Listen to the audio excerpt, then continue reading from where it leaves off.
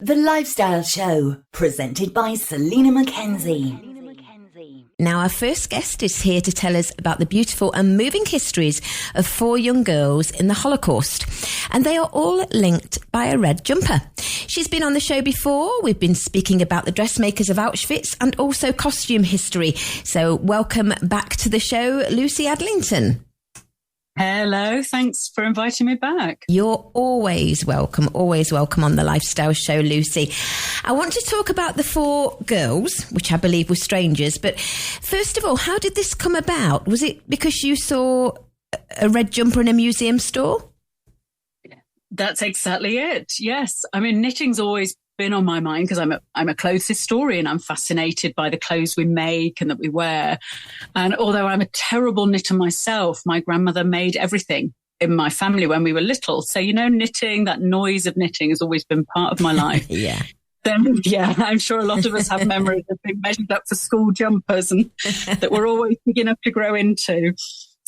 Yeah, so it caught my attention while I was researching to write The Dressmakers of Auschwitz, how many prisoners, even in the worst circumstances, were trying to find bits of yarn and making needles and so on.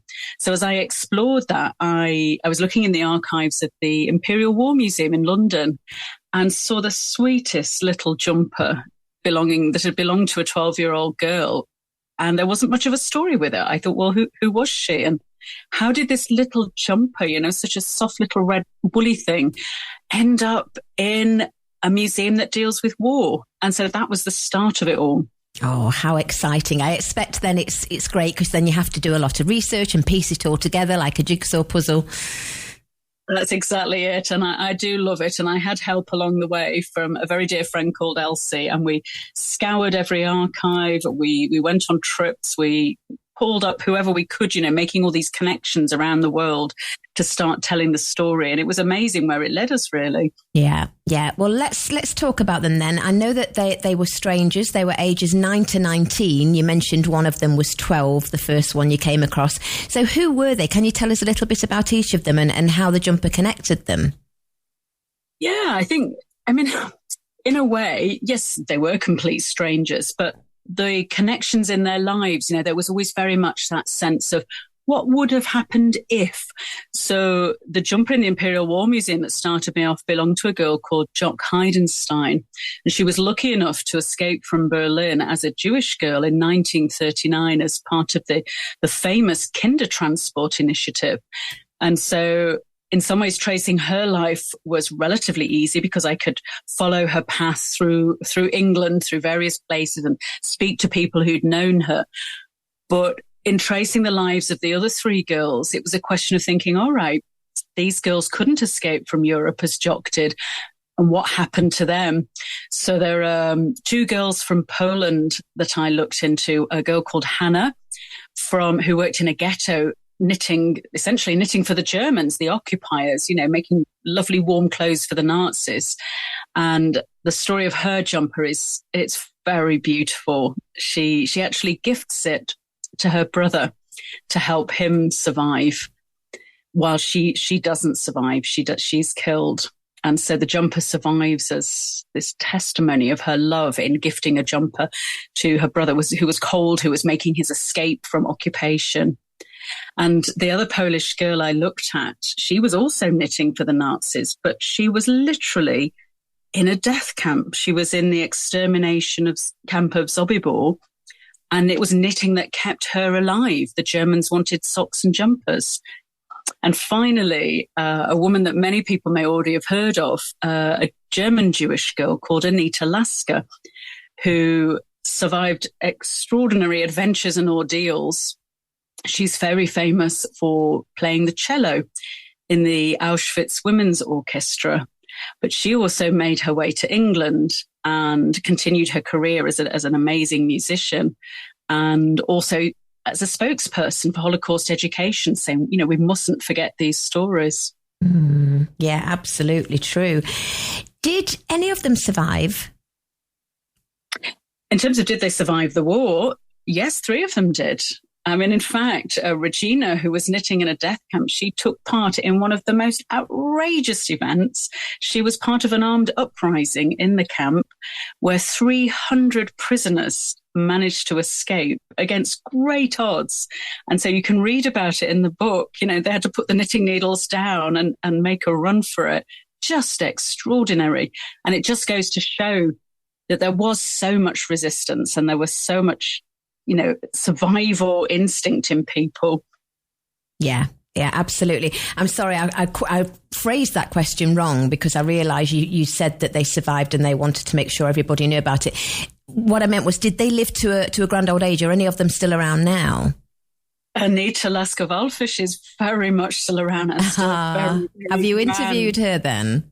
We had quite a conversation. And one of the questions that struck with me when I spoke with her, she's 99 now, is I said, can you knit? And I think the question must have blinded. She said, well, of course I can knit. And it's like, because it would have been the most natural thing in the world for a girl growing up, you know, in the 20s and 30s and 40s to knit.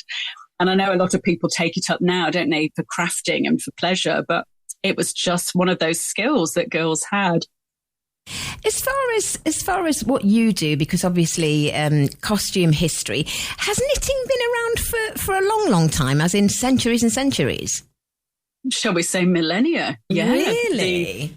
Well, King Tutankhamun's socks are on display in Cairo Museum. They're brilliant. Different forms of needle work. You know, there's the Vikings were doing something called knarbinding. Absolutely. We've got knitted garments, and every once in a while people working on archaeological excavations, they find knitwear preserved in England even. You know, if it's been somehow preserved in anaerobic conditions in mud, you can find knitted woolly caps from Shakespeare's time and so on. So yeah, a very old skill. But I suppose it's often associated with women's work, which is why perhaps it's been overlooked. And also knitwear, it is hard for it to survive, given that not only do moths nibble on it, also people tend to unravel the yarn. You know, if your jumper's a bit worn out, people in thriftier times, they couldn't just bob down to the shops and buy another one. You'd unravel it and knit it up again into something else. And so really in costume collections, you don't tend to see a lot of knitwear, which is what makes it even more poignant, I think, and what links very well when you're looking at wartime history and Holocaust history, because, of course, with that, you're always just gathering precious fragments. That's a whole other book, isn't it? You could do the history of knitting. Well, there are some brilliant books on the history of knitting. I do talks on it because I'm fascinated by the way it links with mathematics and coding. But knitting's also so emotional. You know, the fact that when somebody hand knits something for you, it's really intimate. And I've still got one knitted item left from my grandmother. She's been dead a long time. And I always took it for granted when she was knitting for me when I was a kid. And now I've got one glove left. And I'm like, oh, Grandma, you knit for us so much. And we just lost these gloves, you know. We should have sticked them on elastic, shouldn't we? Definitely. It's very emotional. Yeah. When you were talking about them, you know, not being able to just go and buy more wool and they used to undo something, I remember being a small child and my grandma's been gone a while as well. And she used to do exactly that. And I used to have to put my hands up sort of 12 inches apart, and she'd wind the wool around my two hands, you know, while she was unpicking it so that she could use it again to make something else. And how many listeners right now, because I'm doing it, how many of them are holding their hands up? I was. I don't know what you mean. I was, and I'm thinking, well, she can't see me. Nobody can see me. I'm not sure why I'm doing this. Yeah, indeed. And so we're talking about events that happened over 80 years ago to people that, you know, we don't know, we're not related to potentially. And yet it's a sense of real common human connection, whether people are refugees or workers or fighters or whatever it is. I think the knitting is a really powerful way to make that connection across time. I think it's lovely. It's beautiful. It's heartbreaking. And even nowadays, I mean, in 30 years' time, we'll probably be talking about the knitting circles that they had. You know, people meet in cafes now and have a coffee and have a knitting chat, don't they? Yeah. I love working with some of these groups, you know, hearing them talk. And I love yarn bombing. Our local yarn bombing? Oh, come on. You know what? They're usually done quite stealthily and things around the town and village, the community are softened up with knitted stuff. We've currently got on our local post box, we've got an Easter bunny and some knitted Easter eggs. Oh, that's lovely. Yes, I do know what you mean. Yes, I do know what you mean. That's lovely. Gorilla knitting. Oh, and as far as doing the research is concerned, I mean, like you say, Anita's 99. You've managed to have a lot of conversations with her. How do you track somebody down like that? You started off at the Imperial War Museum, but how did you track Anita down? I mean, that was... Actually, I only had one conversation with Anita as it happened. You know, I wasn't able to see her in person. We chatted by phone, and that came about because of another writer who'd interviewed Anita and said, oh, you know, you should speak to her. But usually a lot of it's serendipity. And then you just send a lot of messages out into the universe and hope that somebody will answer. And I essentially just wrote to a lot of people saying, would you like to talk about this? You know, do you know anything about this? And with the internet being what it is, you soon get a network of people who are saying, oh, you must speak to so-and-so. In fact, actually traced a living relative of Jock Heidenstein, who was the little 12-year-old girl from Berlin. And she's living in Israel now, Jock's niece. And she was really hard to track. And once we spoke, you know, and she was able to then share pictures and letters. And she's even got Jock's school reports from when Jock was in school as a refugee in England, which was amazing. And I said, did you know Jock's jumper is in England? She gave it to the museum. And her niece said we had no idea. So I thought that was wonderful that we were both able to share stories and fill in lots of gaps in the family history. Oh, yeah, it must have been lovely for them. And do you do like a couple of chapters on each girl? I've sort of woven the stories together. I start with Jock because a lot of her story gives us background information on Germany in the 1930s and the build-up of anti-Semitism, so you get a lot of historical background. And then I move between them, but sort of chronologically. And it also follows the course of the implementation of the final solution, to put it bluntly. You know, it's following the course of Nazi policies of bigotry and plunder that end up with mass murder. And so we can see how that plays out by following the life and fate of each girl. And that includes, it includes murder, it includes resistance and rebellion and survival. Mm. We all know that Nazis' aim was to eliminate all traces of Jewish existence. So it's great that you can find scraps of evidence that prove it all, isn't it? Prove it's all true.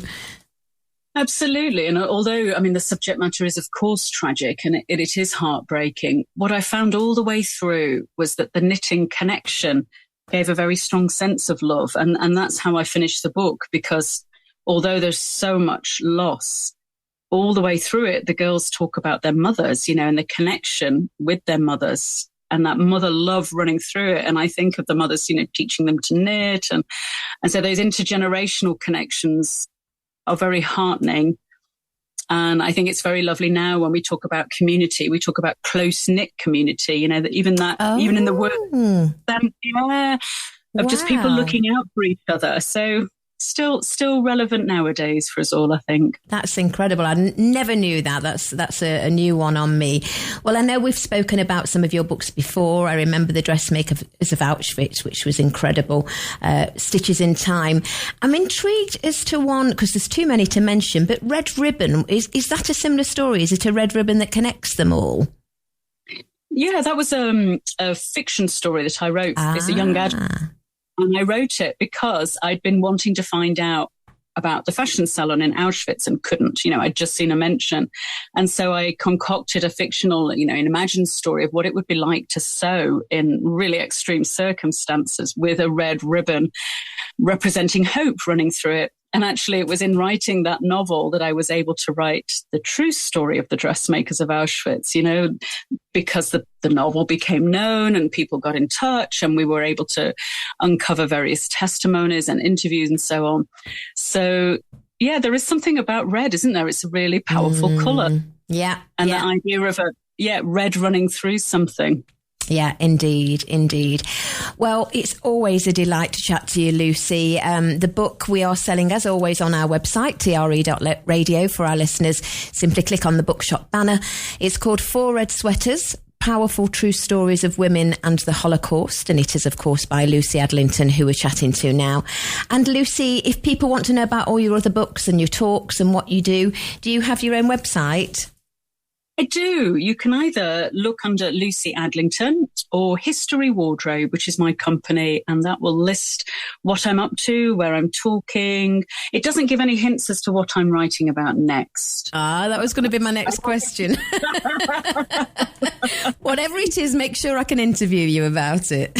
Oh, you're going to love it. If I can get this one off the ground. I've decided to have a little break from history. Well, no, not a break from history, a break from nonfiction. I'm writing a novel and I'm having so much fun with it. And let's just say it's starring Char ladies. Oh, interesting. Yes. So I hope I will be back on it. It's always a pleasure to talk to you. Keep us posted, Lucy. Thanks so much. You have a good day. And you too. Bye-bye. Bye-bye.